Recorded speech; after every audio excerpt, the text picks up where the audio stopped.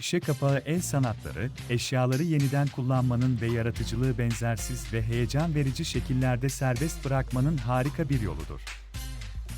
İster deneyimli bir değeriye meraklısı olun, ister şişe kapağı el sanatlarında yeni olun, keşfedebileceğiniz sonsuz tasarım fikri ve tekniği vardır. Basit şişe kapağı aktivitelerinden karmaşık şişe kapağı tasarım modellerine kadar, bu projeler tüm beceri seviyelerine uygundur ve mükemmel ev dekorasyonları oluşturur. Şişe kapağı el sanatlarında popüler bir yaklaşım, canlı mozaikler yaratmaktır. Çeşitli renklerde şişe kapakları kullanarak, herhangi bir odaya bir renk sıçraması katan benzersiz duvar sanatı tasarlayabilirsiniz.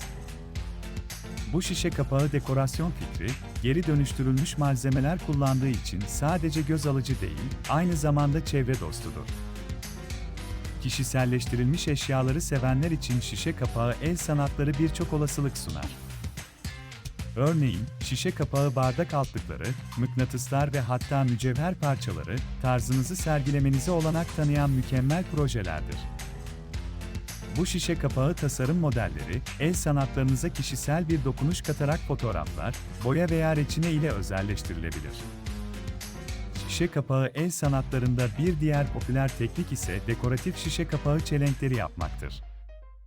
Şişe kapaklarını yaratıcı bir şekilde düzenleyerek, her mevsime veya kutlamaya uygun güzel bir çelenk yapabilirsiniz.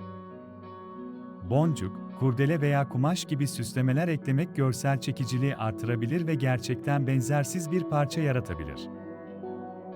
Daha karmaşık bir şey denemek isteyenler için dekupaj, damgalama ve katmanlama gibi şişe kapağı tasarım teknikleri derinlik ve doku yaratmanın harika yollarıdır. Bu teknikler şişe kapağı tasarımlarına sofistikelik katarak onları etkileyici sanat eserlerine dönüştürür. Biraz yaratıcılıkla sıradan şişe kapaklarını yaşam alanınızı güzelleştiren çarpıcı dekorasyonlara dönüştürebilirsiniz. İster eğlence için şişe kapağı sanatı yapın, ister evinize yeni bir dekor eklemek isteyin, bu şişe kapağı tasarım fikirleri kesinlikle ilham verecektir. Birkaç temel şişe kapağı el işi projesiyle başlayın ve kreasyonlarınızın hayata geçmesini izleyin.